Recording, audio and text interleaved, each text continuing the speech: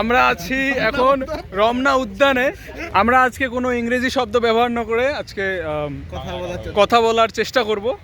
তো দেখা যাক আমরা কতক্ষণ থাকতে পারি।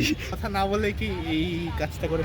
না না, কথা বলতে হবে। কথা না ভাই, কথা না বললে কি হলো? কথা বলানোর গল্প। অবশ্যই কথা বলতে হবে।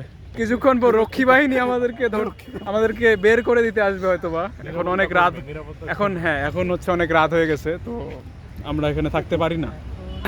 আসলে আমার খুব ভালো লাগতেছে যে তোর এত দামি মুঠোফোনের স্মৃতি রক্ষণাগারে আমার কিছু স্মৃতি সংরক্ষণ করে রাখতেছিস। স্মৃতি রক্ষণাগারে ভাই রে ভাই, এর আগে এত কঠিন কখনোই ছিল বলে মনে হয় না। আসলে জীবন অনেক কঠিন হয়ে গেছে বন্ধুরা। বাংলা এত কঠিন, সেটা হচ্ছে আমরা কখনোই অনুধাবন করতে পারতাম না যদি অনুধাবন আমরা স্বাধীনের অভিব্যক্তি না শুনতাম। স্বাধীন।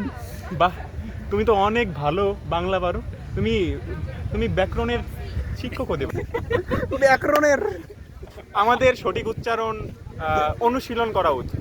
অবশ্যই, সেজন্যই আজকে আমরা এই ঘটনাটিকে চলচ্চিত্র আকারে ধারণ করতেছি মুঠোফোনে। আচ্ছা, আমরা এই ব্যাপারটাকে আরো একটু কঠিন করি। আমরা সাধু ভাষায় বলার চেষ্টা করি সবকিছু। না, এটা গ্রহণযোগ্য নয়। ব্যবহারিক দিক খুবই তোমার কম, তো এটা মতবাদকে এবং মতামতকে আমরা প্রত্যাখ্যান করলাম। আমার কথা বলতে নিজেকে বাঙালি প্রমাণ করো। এই যে তুমি দেখতেছো এতক্ষণ ধরে শুধু বাংলাই বলে যাচ্ছি, এতেও কি প্রমাণিত হয়নি? আর কি প্রমাণ চাও তুমি? তুমি খুলে দেখা দাও। তুমি ভয় পেয়ে দিচ্ছ ব্রো। স্বাধীনের মাথায় সবসময় কি যে ঘুরপাক খায়, সেটা স্বাধীন নিজে। পলাশ, বলে দাও তো আলো কিভাবে লাগতে পারে? লাগতে গেলে কি কি শর্ত পূরণ করতে হয় স্বাধীন?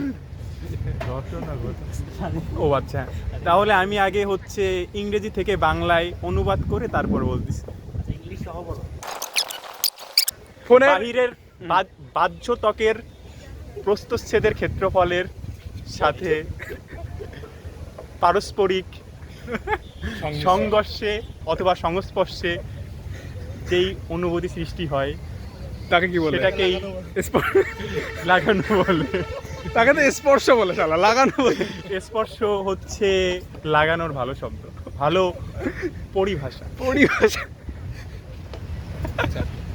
সংযম কাকে বলে? সংযম কাকে বলে? না লাগিয়ে থাকাকে। আপনি অন্তর্বাস বলতে কি বোঝেন?